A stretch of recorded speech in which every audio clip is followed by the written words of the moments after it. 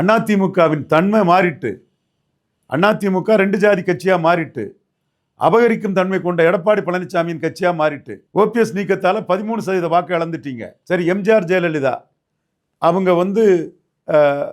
33% ஒரு அணியா எடுத்தார். 30% அவர் ஓட்டு, 3 கம்யூனிஸ்ட் மற்றெல்லாம் சேர்த்து. அவர் தமிழ்நாட்டில் எங்கேயாவது 15% போனாரா? சிங்கிள் டிஜிட் போனாரா எங்கேயாவது? இல்லைல்ல.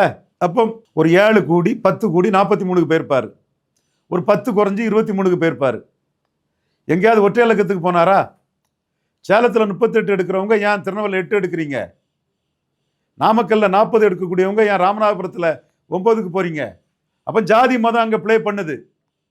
சசிகலா, தினகரன், ஓபிஎஸ் 3 வரையும் நீக்கினதுல முக்குலத்தோர் எதிராக போயிட்டான். பொலிட்டிக்கலி வைப்ரண்ட் கம்யூனிட்டி தமிழ்நாட்டில் number 1 political vibrant community Mukkulathor.